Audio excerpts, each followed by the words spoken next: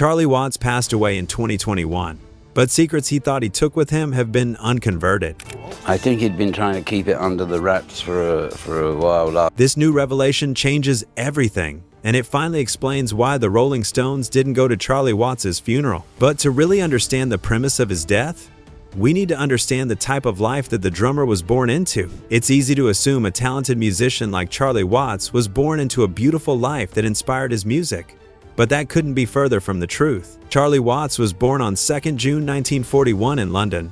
This was really not a time to be happy being born into. World War II had just started, and most families didn't know when they would spend the last moments with their family. Charlie grew up rather modestly. His father was a lorry driver, and life was simple, even a little gray. But in the middle of this ordinary upbringing, a spark of rhythm was quietly taking hold. From a young age, Charlie was obsessed with sound, not just music, but rhythm itself.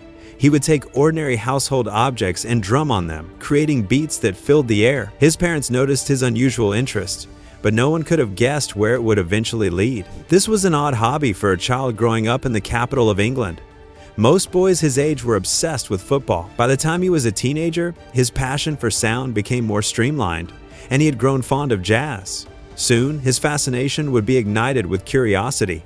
This would make him more than a fan, but a student. He saved up money to buy records by great drummers like Max Roach and Kenny Clarke, listening over and over, teaching himself how to capture their rhythms. At night, while others were asleep, Charlie was training his ear, his timing, and his patience. But here's the thing. Charlie Watts wasn't studying to turn his passion into a livelihood. He just loved jazz that much.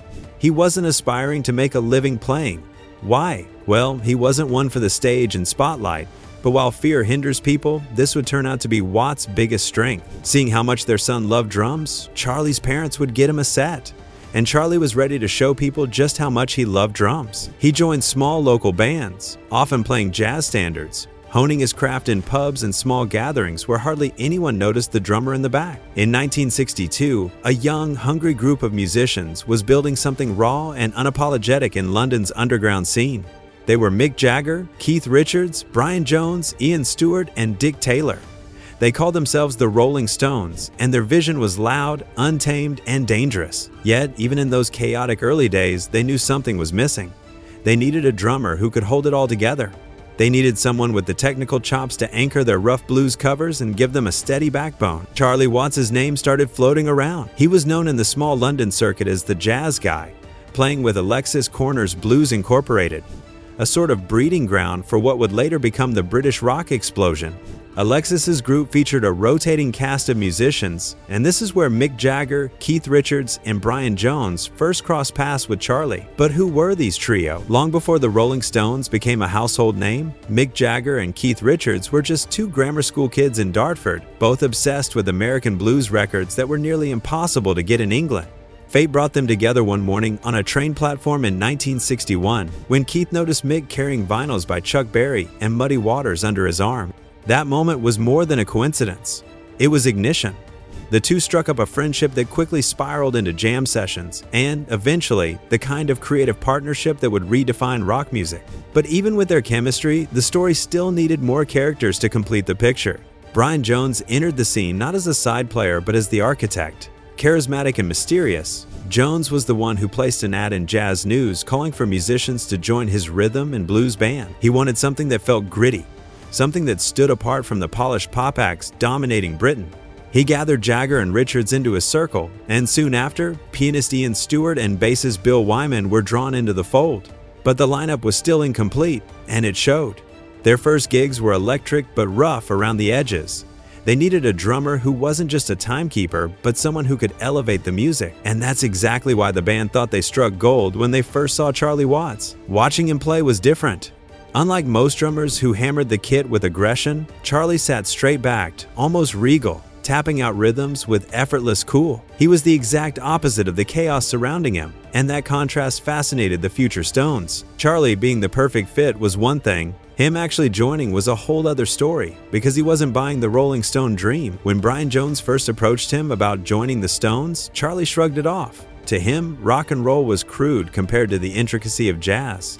And besides, the The Stones weren't exactly promising prospects. They were broke, scraping coins together for equipment and sleeping on floors. Charlie had a steady job as a graphic designer by day, playing jazz at night. Why would he risk stability for a group of kids chasing blues records from America? Brian, Keith, and Richard didn't see his reluctance as a reason to give up. For all they knew, Charlie just needed a little more convincing. And their persistence paid off. Charlie felt that if they were too stubborn to take no for an answer, then maybe there was something good that he just wasn't seeing yet. Jagger and Richards practically begged, and eventually Brian Jones sweetened the deal by offering him £5 a week, which was more than the Stones were making themselves. At first, Charlie only agreed to sit in occasionally, but every time he did, the energy in the room shifted. His jazz discipline cleaned up their ragged edges, his timing gave them groove, and suddenly the Stones didn't just sound like kids imitating Muddy Waters.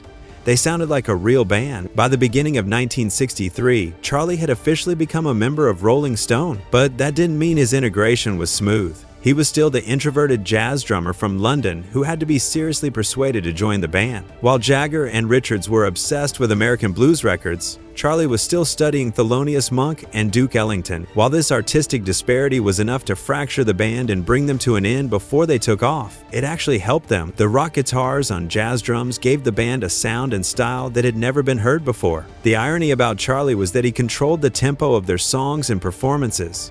Despite not being a frontman, he was something more important. He was their backbone. And while the outgoing style of the rest of the band served for good theatrics, Charlie's calmness kept the band grounded. And this was what was going to take them far. By the end of 1963, the Stones started picking up steam. Crowds grew, and Decca Records, the same label that had famously passed on the Beatles, signed them. And this was a sign that their big break was very close. Word spread fast. Their residency at the Crawdaddy Club turned into a phenomenon, with crowds spilling into the streets just to catch a glimpse of this electrifying new sound. It was chaos, but at the center of it all was Charlie, calm and steady like the eye of a storm. Then came Andrew Loog Oldham, who was the teenage manager who saw what they had and decided to sell it to the world as the anti-Beatles. The Beatles were polished, charming, and safe. The Stones, under Oldham's direction, became dangerous, raw, and rebellious. And while Jagger and Richards played the bad boys out front, it was Watts who held the entire machine together from behind the kit. By 1965, their song, I Can't Get No Satisfaction, exploded across the charts. And just like that, they weren't just Britain's gritty answer to the Beatles anymore. They were global superstars.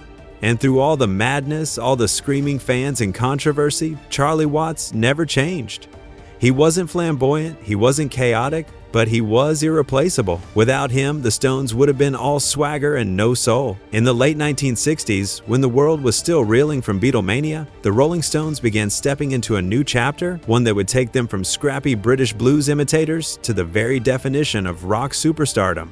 Albums like Let It Bleed, Sticky Fingers, and Exile on Main Saint weren't just records. They were cultural milestones, going platinum and solidifying the Stones as the band that could outlast trends, scandals, and even their supposed rivals. And if the music wasn't enough proof of their domination, the tours told the rest of the story. By the late 80s, the Steel Wheels Tour was pulling in $175 million, which was unheard of at the time. Then came Voodoo Lounge in the mid-90s, raking in over $320 million.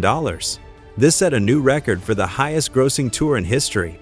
Just when people thought they'd peaked, the A Bigger Bang Tour in the 2000s left Jaws on the floor, bringing in over $500 million. Every night, stadiums of 60,000 to 80,000 fans would rise to their feet. Charlie Watts found himself propelled into fame almost against his will. He had quietly become elegant, heartbeat behind the Rolling Stones. He had always said, "Playing the drums was all I was ever interested in." This meant that by the early 80s, the relentless grind of tours and the glare of celebrity began to crack his composed character. The life he didn't want was turning him into someone he didn't want to become. Charlie later described that time as a midlife crisis. Charlie tragically said in an interview, "All I know is that I became totally another person around 1983 and came out of it about 1986, he admitted in a moment of rare vulnerability. "I nearly lost my wife and everything over my behavior. I wasn't that badly affected, I wasn't a junkie, but giving up was very, very hard." Even more vivid, he confessed, "I took a lot of drugs late in life and I didn't do it very well, so I nearly lost the marriage in my life. I'm Dracula in the mid-80s. I saw it before I really got there. The confession lands poorly because here was a man who just wanted to play drums and got more than he bargained for. But the question that Charlie desperately wanted an answer to was whether he could regain his life and the normalcy he once had. Even after overcoming addiction, loneliness remained a constant companion. It's very difficult to keep a marriage together when you're on the road. It's a very lonely life, he said with quiet honesty, revealing how fame exacted a hidden toll. On tour, while his bandmates chased chaos, Charlie found solace in stillness. I make a sketch of every bedroom I sleep in. It's a visual diary. I never look through them once I've done them. It's more a record to know I've got it. Charlie's newfound sobriety exuded in everything he did, and his bandmates started to see the visceral changes in his character. Keith Richards, reflecting on Charlie's return after beating cancer, said, "He looked exactly the same, like he hadn't done anything more than comb his hair and put a suit on. He played every rehearsal like a show." Just as the Stones' rhythm steadied again, another silent battle began, this time against his health. In 2004, Charlie got news no one wanted: throat cancer. He remembered that night vividly.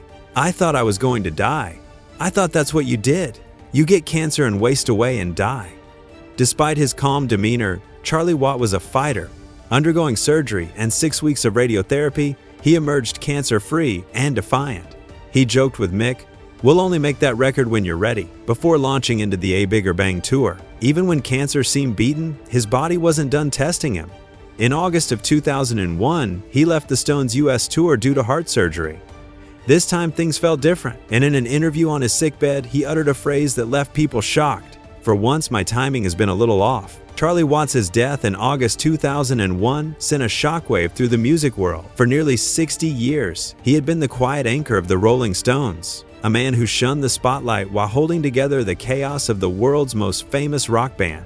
But in the end, his passing was as understated as his life had been. Watts died in a London hospital at the age of 80, surrounded not by the roar of an audience, but in silence, leaving his bandmates and millions of fans heartbroken. What surprised many was the nature of his farewell. The Rolling Stones, who were his brothers in arms through decades of fame, scandal, and history-making music, were not there. To be fair, the Rolling Stones were in North America getting ready for the No Filter tour when they heard this news. COVID protocols were still in place, and traveling to attend across the North Atlantic would risk them delaying or even canceling the tour, and that was too big of a risk to take.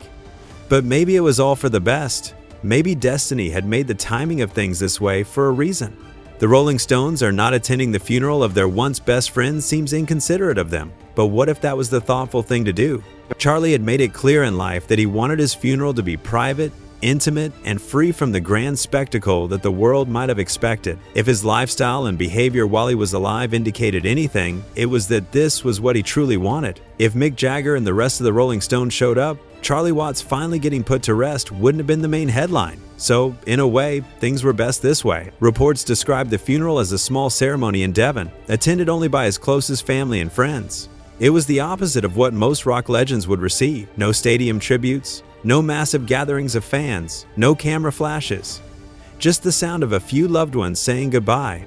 For a man who had once said, "I'm not really interested in being a pop idol sitting there with girls screaming, I'd rather be behind the scenes," this final act seemed almost poetic. Although the British percussionist was no more, his memory still lived on. The first Rolling Stones' first show without him was part of the No Filter tour, opened not with fanfare but with silence. A spotlight hit the empty drum kit, and on the massive screens above, images of Charlie appeared smiling, playing, lost in his element. Then came the tribute. But since the show had to continue, the drums weren't empty. A drummer was playing for the Rolling Stones, handpicked by Charlie himself, Steve Jordan, a drummer who had played with Keith Richards in the Expensive Winos. Before his death, Charlie told Keith, "If anything ever happens to me, Steve Jordan's your man." That blessing wasn't just practical, it was Watts' final gift to the band, ensuring the machine would keep rolling even if he wasn't there to drive it. Still, Jordan wasn't trying to be Charlie. He couldn't be. Instead, he approached every performance as a fan first. "I'm not doing an impersonation," he explained. "I'm coming from the beginning. I'm coming from being a fan." And it worked. Night after night, in stadiums packed with tens of thousands, he captured that delicate balance, keeping the spirit of Charlie alive without ever pretending to be him. Fans noticed, and while the hole could never truly be filled, the Stones kept moving, just as Charlie had wanted. There you have it. the real truth about why the Rolling Stones didn't go to Charlie Watts' funeral. Do you think the band did right by their old friend? Or did they let him down for the very last time? Let us know what you think in the comments section, and don't forget to like this video and subscribe so you don't miss any of our uploads.